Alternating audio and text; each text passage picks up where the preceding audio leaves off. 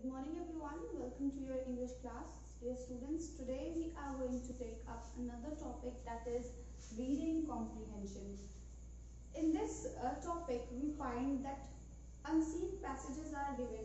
During your exams also, dear students, you must have gone through such problem that a passage is given in your test papers which is unknown to you. You don't know about that passage, but it is given in your test papers.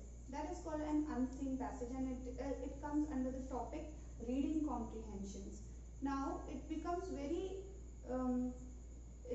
important that you know what you have to do, how you have to attempt that unseen passage. So today's main question is how to attempt unseen passage. Now I will tell you that what we have to do that.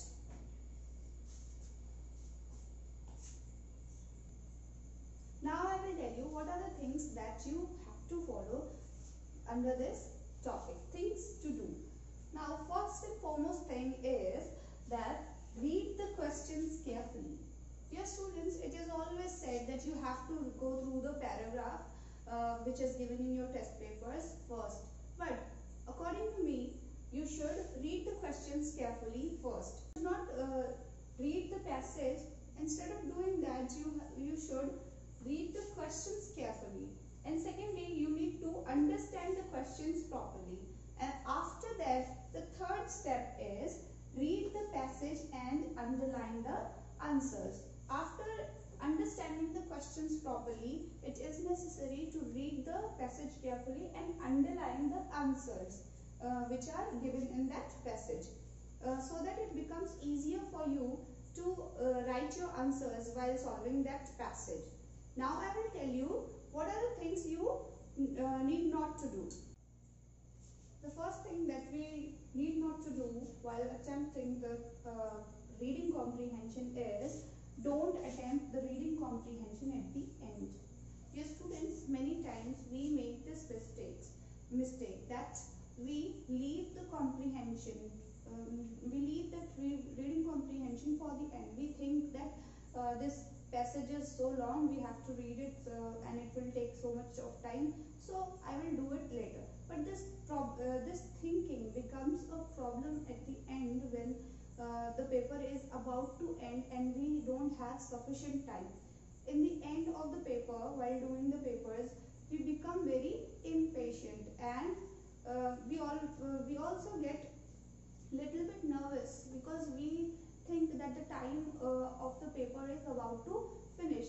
So for doing the reading comprehension, we need to be patient enough to understand that passage and to understand those questions and answers.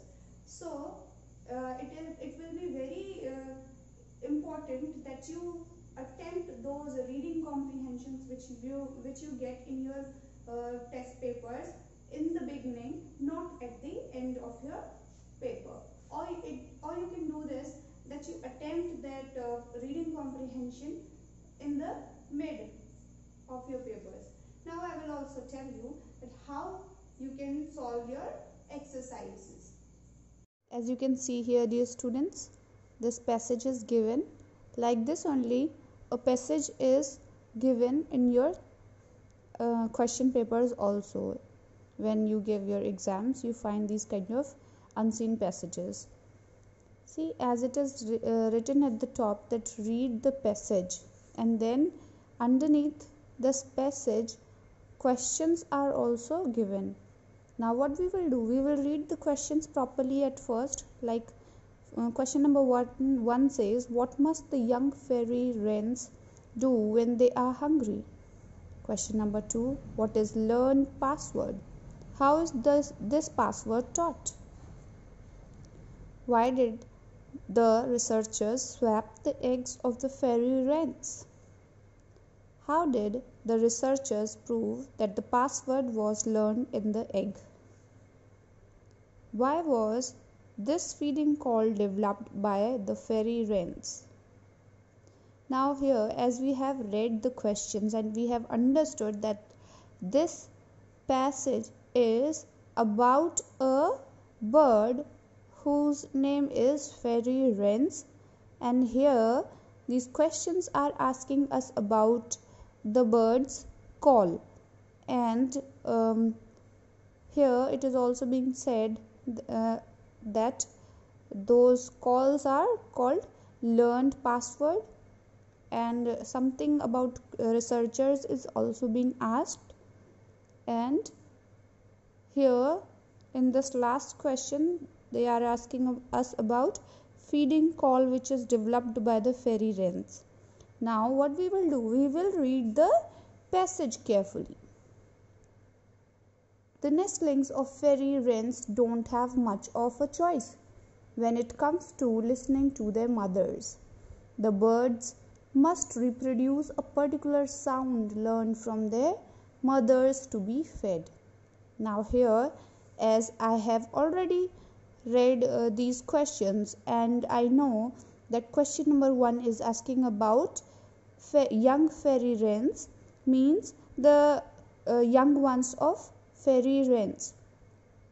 What do they do when they are hungry? This question is asking us about the young fairy wrens, that when they feel hungry, what they do.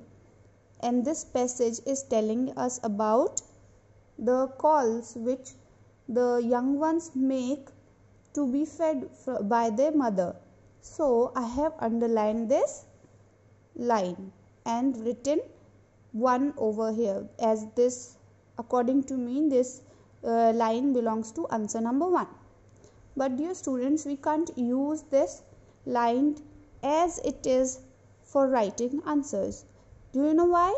Because if we will do so, it will sound very bookish and that will not sound good. So what we have to do, we will change the language of this answer in our own words, and then we will write answer number 1.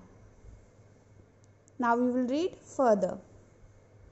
According to study published in the journal Current Biology, researchers call the sound a learned password. The team discovered the remarkable mother chick ritual by chance when they noticed that the mothers were chirping at their eggs well before they hatched. The researchers realized that the call made by the nestlings in order to be fed was different in each nest, suggesting it might be learned. Now here, as we have read question number 2, that here also they are asking us about learned password, and passage number 2 is also talking to us about learned password. So according to me, this line is belonging to answer number 2. That's why I have underlined this line, but I will not use it in its original form. I will not write this answer as it is from the passage. I will change it according to my according to the needs of the question in my own words, and then I will use it. I have underlined it so that I could get information regarding this question. Then further it is I have underlined the mothers were chirping at the eggs well before they hatched. Why I have done this? I have done this because question part 2 of question number 2 is how is this password taught. That's why I have underlined this line. The team also observed that each nest password was heard within the call that the mothers made to their unhatched eggs. In order to prove that the chicks were learning the sound from their mothers, the team swapped eggs between 2 different nests. Once hatched, the chicks produced the begging call of their foster mothers and not their birth mothers. Proof the call was in fact learned in the egg. Now what is being said here in this passage? It is being said that the researchers Swapped means changed. The researchers changed the eggs of one nest with the other. They interchanged the eggs so that they could they could find that how these chicks are learning the sound. And it is also being said in these last two lines that when they were hatched, when those eggs hatched, the chicks which came out of those eggs, they were producing the sound, the calls which their foster mother taught them, not their birth mother's calls. So here question number 3 and question number 4, both these questions are found here in this passage. That's why I have underlined these sentences and written question number 3, and then I have underlined the other two lines and written question number answer number 4 over here. Now last question is, why was the feeding call developed by the fairy wrens? This back and forth between mother and nestling is believed to have been developed to prevent another species of bird, the cuckoos, from invading the nest and stealing the fairy wren's food. Now what is being said here? It was asked that why the fairy wrens developed such kind of call, and here I have underlined the answer that this call was developed to prevent another species of bird, the cuckoos, from invading the nest and stealing the fairy wren's food. Dear students, I hope you all have understood how we can solve these kind of unseen passages. That's all for today. Thank you and have a good day.